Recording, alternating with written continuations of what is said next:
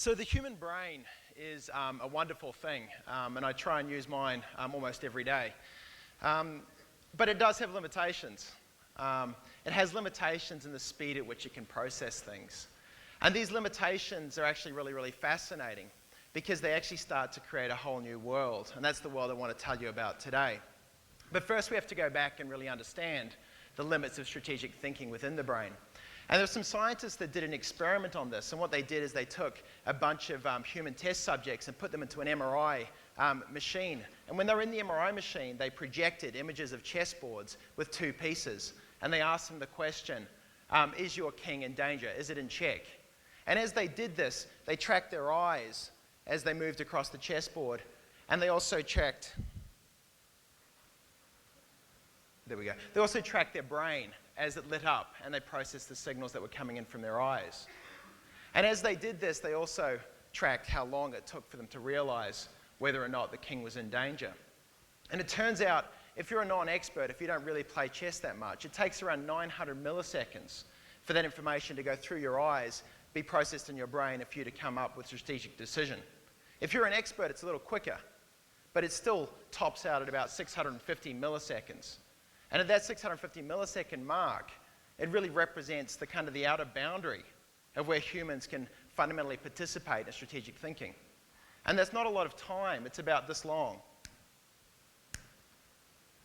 But that little window has profound consequences, because that's the window where algorithms start to dominate.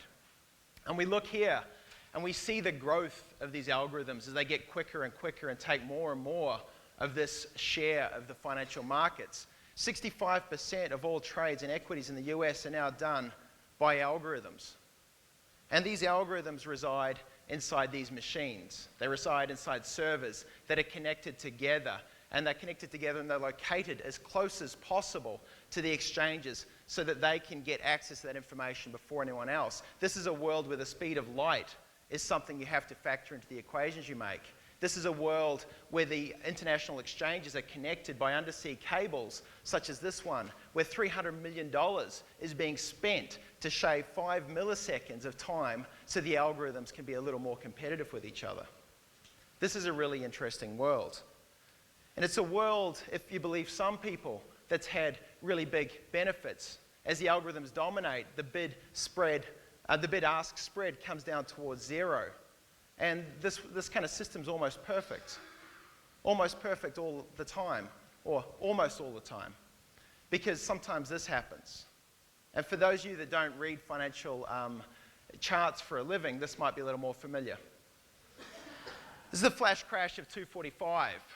And this is the time when the algorithms between them kind of got together and made a decision that without anything really happening in the world, that we're going to take $1 trillion of capitalization out of the global financial markets, that we're going to trade Accenture stock for 1 cent a share, and that Sotheby's was going to be worth about $100,000 for every share that it had out there. And then about 15 minutes later, they decided let's go back to normal.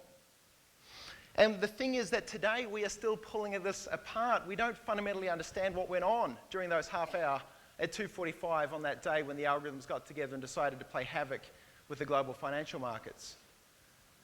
And for me, I've spent a lot of time with algorithms. I find them fascinating. But I got to tell you, they're also a little bit stupid sometimes. And I want to dive in today and take a little look and take you on a little bit of a tour around the world of algorithms. And so to do that, I want to kind of start with this timeline. And in this timeline, we've got at the one end, we've got scientific journals down here. They take about 2.5 hours if you're sort of good to read them and process them. And you come down to this other end here, the 140-character tweet, the kind of the information that we tend to consume within the valley. And if you go much further beyond that, you end up at this sort of fundamental limit of human strategic thought. The point where we can't actually process information any quicker. And this is the world of the algorithmic ecosystem. And the algorithmic ecosystem, like I said, is dependent on the speed of light. And that makes it pretty cool. The speed of light takes 65 milliseconds to travel from London to New York. A trade can be done on the NASDAQ exchange in 100 microseconds, where a microsecond is a millionth of a second. And they're developing hardware-accelerated chips that will execute trades in 740 nanoseconds. Now, a nanosecond is sort of a little difficult for us to imagine because we're humans and we operate up here. But a nanosecond is the length of time it takes for light to travel this distance. 11.8 inches as light will travel in 1 nanosecond. And that's the kind of world that these machines operate in. It's not our world anymore. It's one of the things we have to realize. It's not our human world anymore. It's the world of the machines. And this is what they look like. And the amount of time it takes a novice chess player to determine whether or not the king is in check, this has happened. It's like a foreign planet. It's a foreign planet with a lot of money, but it's not one that's really designed for us as humans. We don't really survive there. And it's kind of like this sort of avatar reference as we kind of go out into it. So algorithmic trading.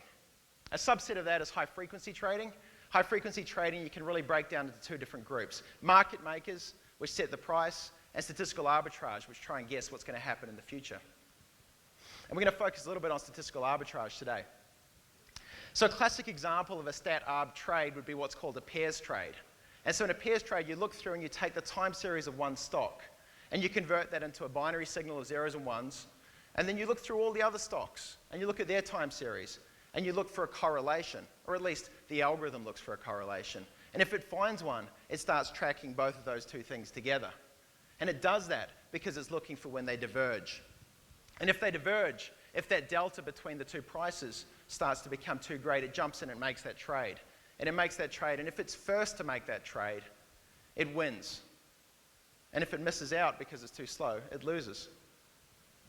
Another example of one of these algorithms is if you want to move a large amount of stock, say you want to move $200 million worth of GE stock through the market. If you do this, the market's going to respond badly. The price is going to get reduced down. So you employ an algorithm to take the stock and kind of disguise it, to break it up into lots of small components, and then to convert this into kind of a swarm, a sort of a stealth object that will sort of swing past through the market unnoticed. And that's the idea. But of course, if you've got one algorithm out there making money, there's going to be another algorithm that's going to come and try and compete with you. And so what happens here is you have these other algorithms kind of sitting and waiting. And they sit and wait, and they're called sharks. And they sit in the way, they sort of ping, they sort of send out these little bids, and they look for a hit. And if they get a hit at, say, $24.50, maybe they'll change the price a little bit. Maybe they'll change the volume. And what they're trying to do is reverse engineer the stealth algorithm that has hidden the stock to try and find out if it is there. And if they get enough hits, what they do is they attack. And if they're successful with that attack, they make money, and the algorithm survives. This algorithm here is called quote stuffing. This is really, really fascinating. It's quite ingenious, albeit a little bit illegal. You take... as soon as people figure out that you can do this, it probably will be illegal. So A is an algorithm here, and what it's realized is that it's cheaper, or indeed it's quicker to generate noise than it is to make meaning from the noise. And so it basically stuffs the market full of quotes, false quotes, and it stuffs them through. And what that means is that every other algorithm has to go through each one of these things and go, is this real? These algorithms aren't very smart. They go, is this real? And in doing that, although it's just a small amount of time, it slows it down. And it gives A the advantage. A now has the speed advantage. Remember, this is a world where nanoseconds are important. And so this is really an ingenious strategy, and this is what it looks like if you look at it from the perspective of the algorithm. And here's another one a little smarter. And this is the world that they operate in. We don't see this, but we can go back and look at it. And so these algorithms are sort of really, they're not that smart. They're processing zeros and ones, the sort of the stock price and the stock volume, but they're getting smarter. They're starting to read words and starting to read sentences.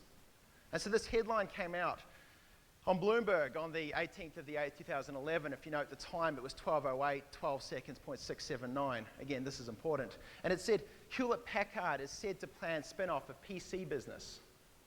And this goes out and it hits the market. And this is what happens. Bang. The market jumps up 13%. It jumps up so much that it almost starts to kind of invoke circuit breakers because the market's moved too much.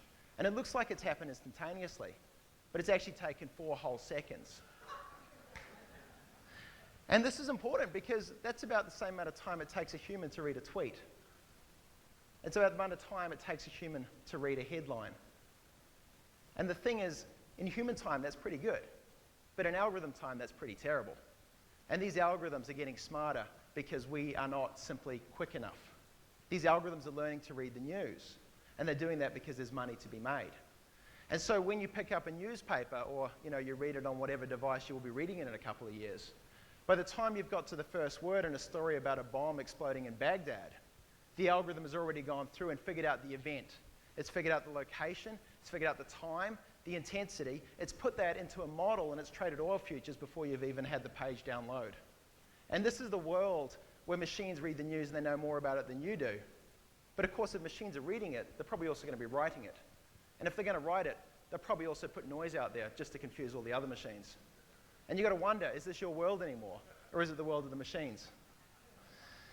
And so it turns out that actually if you let these machines kind of run out, they do stuff, they kind of have these black swans like the crash of 245. And these things kind of seem like aberrations and we kind of get on with it. But actually, there's another black swan that happens in the world of the algorithm. It's called the ultra-fast black swan. And the ultra-fast black swan happens on a timescale that humans aren't really aware of. It happens like this, where a stock kind of moves along and then bang, it drops. Or a stock moves along like this and then bang, up it goes and back to normal. These are algorithms getting kind of stuck in little feedback loops, kind of generating noise, little micro fractures through the otherwise stable stock price. And there are actually 18,000 odd of these in the last 5 years, about 10 every day. These crashes are not kind of things that just happen once in a while. They are the normal situation when algorithms get together. And the reason for this, as Cliff Asness from the head of AQR said, a strategy is getting too crowded and then suffering when too many run outside the same door. And what he's really saying here is that this ecosystem has optimized for speed. And as a result, they all end up looking pretty damn similar. And when you have a bunch of species that all look the same, you end up sometimes in catastrophe. It crashes. These things are not stable because they're not that smart. It's an ecosystem that's, to give it its credit, is only about 5 years old. And so, as we start to try and understand this, we maybe can draw on a little more experience from different parts of the world. And it's lucky we actually have an ecosystem that's a whole lot older, the ecosystem of the Earth that we live on. And this is about 4.6 billion years old. And it turns out that we can actually study ecosystems within this, like the High Sierras.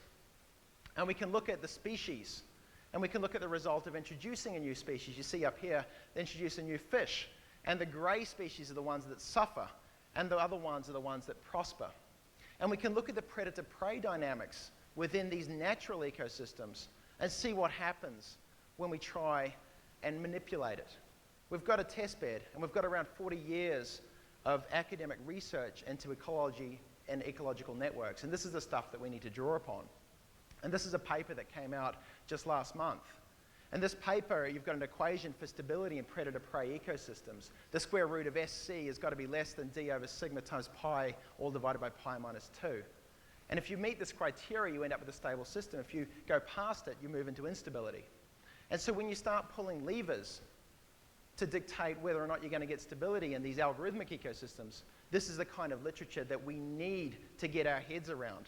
It's not to say it's going to be exactly like this, but they're a damn sight further ahead than a lot of the guys writing the algorithms.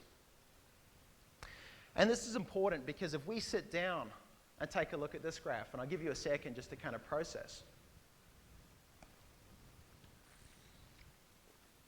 We've got this kind of weird behavior. You've got the price up the top, you've got the volume down the bottom, and it's trading natural gas futures on the New York Mercantile Exchange. And there's this algorithm that's kind of oscillating the price. And it's moving up and down and the amplitude increases. And it's like it's searching for something. And you fast forward in time and you see what happens. It's been oscillating until the system breaks. The system breaks and boom, it drops about 10%. Then there are some trades made down here in blue and the price moves back to exactly where it was. And on one hand, this is pretty cool. This is an algorithm that's actually figured out, whether by error or by design, it's figured out how to break a futures contract. That's cool until you sit back and you realize that this is natural gas. This is real natural gas. It's a commodity that's used to heat real people's homes that they depend on. And we've got algorithms that we don't understand, operating on timescales that we can't conceive of, controlling prices of things that are in our world.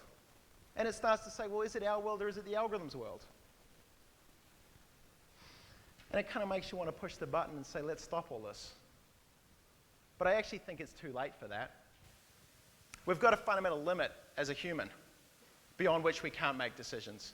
So there's always going to be a niche in the global ecosystem for algorithms. And even if you got rid of algorithms from financial markets, are we going to get rid of them from the online ad exchanges? Are we going to get rid of the algorithms that serve up the status updates from your friends on Facebook? Algorithms are going to be part of our world. We actually got to figure out how to deal with them. And like all good ideas, they should come from movies. And this is exactly the kind of thing that I think we need to start doing. If you want to go into a hostile environment, movies teach you should have an exoskeleton. And that allows you to do things that are kind of superhuman and allows you to survive in places where you wouldn't otherwise be able to live. And so what's the software equivalent of a robotic exoskeleton that allow us to understand the algorithmic ecosystem that we don't get to inhabit? And there's been a lot of talk over the last few decades about artificial intelligence. And artificial intelligence is about the rise of the machine. And it sort of comes to a culmination when they talk about the chess match between Kasparov and Deep Blue. And for many people, when IBM won that competition, that was the end of the story. But the reality is, there's a new style of chess out there called freestyle chess. And that's when humans and machines start working together. And it turns out that a human plus a machine will beat any machine in the world. So it's not so much about artificial intelligence, but it's actually about augmented intelligence. And augmented intelligence is a symbiosis of machines and humans coming together to actually take control back of the world that we live in and say, actually, it's about us, and there's some real things going on here. And so I'll leave you this sort of sketch. And this is kind of how I see things and really what drives a lot of the work that I try and do. We've got a complex world on one side, and we use mathematics to make that simpler. And we've got simple humans on the other side, and we use tools like visualization to enhance our cognitive ability.